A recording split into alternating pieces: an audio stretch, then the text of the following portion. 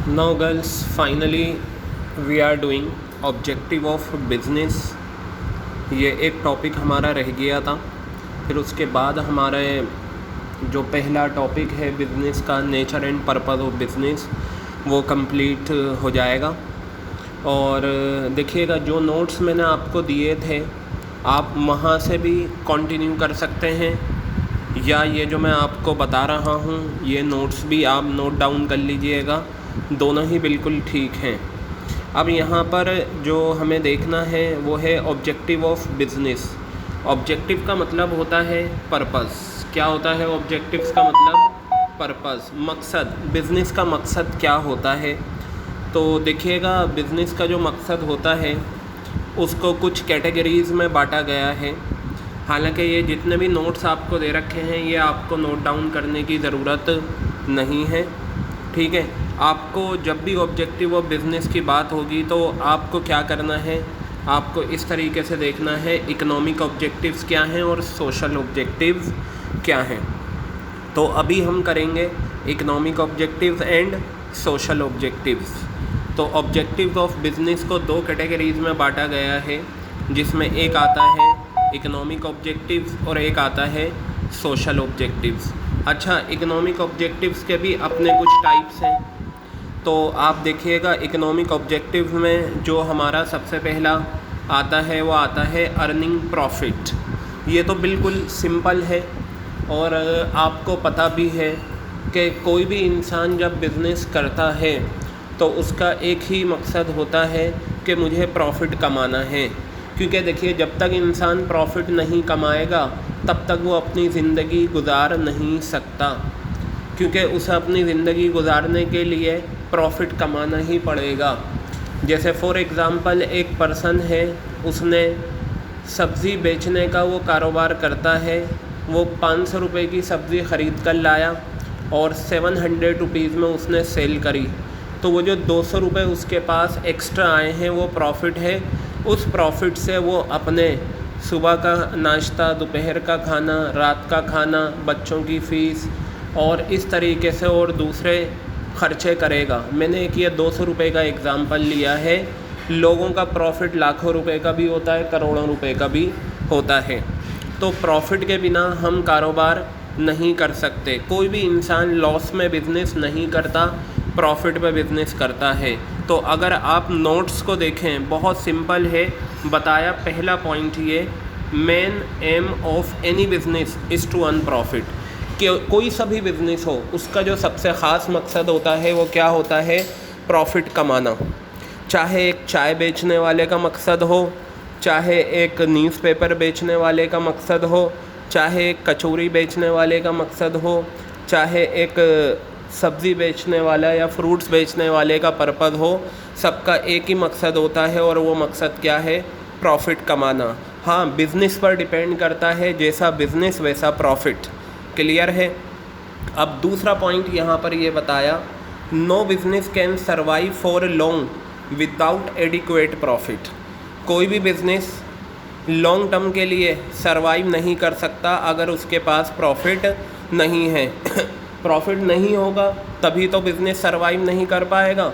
अब आप देखिए लॉकडाउन जब से हुआ, ये कोविड-19 जो आया और इसको पेंडेमिक घोषित किया गया, डिक्लेयर किया गया जून के मंथ से, जब गवर्नमेंट्स ने ये कहा चलो भाई अब आप कारोबार खोल सकते हो, तो कुछ लोगों ने कारोबार खोला भी, लेकिन क्या हुआ? They are not earning adequate profits, therefore they decided to close down their restaurant, their shops और देयर बिजनेसेस।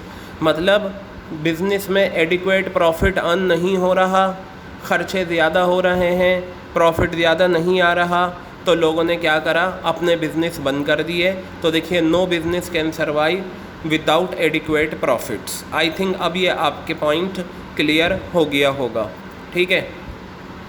आप चाहें तो ये जो पॉइंट है ये पॉइंट आप चाहें हटा दें और ऊपर के 2 पॉइंट ले लिए, एक ये ले लीजिएगा, profit is the ultimate test of business performance. Profit बताता है कि एक बिज़नेस की परफॉर्मेंस कैसी है, जैसे आप लोगों का रिज़ल्ट बताता है कि आपकी परफॉर्मेंस कैसी है, ठीक है। आपका यूटी हुआ, आपका हाफ ईयरली होता है, आपका मॉक टेस्ट होता है, आपका फाइनल एग्ज़ाम होते हैं। तो ये सारे टेस्ट आपके बताते हैं कि आपकी परफॉर्मेंस कैसी है। In the same fashion business में प्रॉफिट बताता है कि परफॉर्मेंस कैसी है। तो ये हमारा इकोनॉमिक ऑब्जेक्टिव्स का पहला पॉइंट था जो हमने करा। अब हम आगे बढ़ते हैं दूसरे पॉइंट की तरफ, और हमारा जो दूसरा पॉइंट है वो है इनोवेशन। देखिए, इनोवेशन का मतलब होता है नए आइडियाज़। क्या होता है इनोवेशन का मतलब? नए आइडियाज़। एक आपने कहावत सुनी होगी, इनोवेशन मेक्स इन्वेंशन। एक कहावत होती है, नए आइडियाज़ से है इन्वेंशन आती है। देखिए, कोई भी चीज़ जब न्यू इंट्रोड्यूस होती है तो पहले दिमाग में आइडिया आता है, तब जाके वो इन्वेंशन होती है।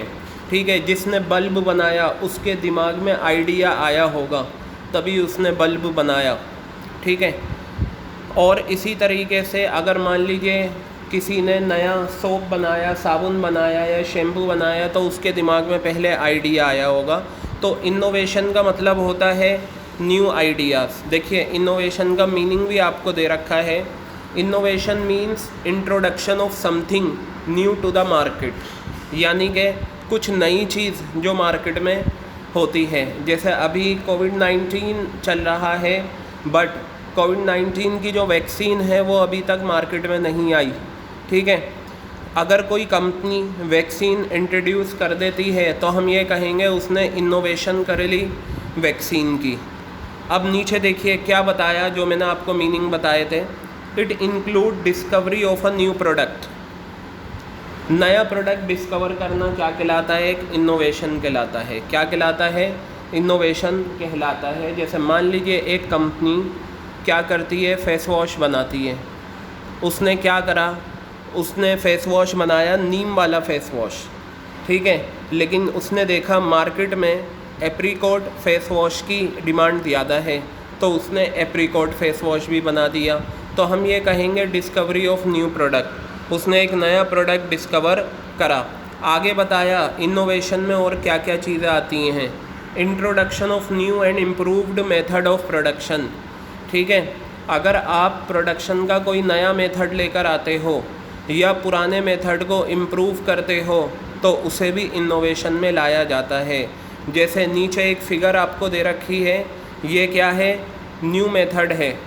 पहले क्या था? ये टीवी था। देखिए, ब्लैक एंड वाइट टीवी ऐसा हुआ करता था। आपके घर में ज़रूर रहा होगा ये टीवी, जब मतलब बहुत साल पहले।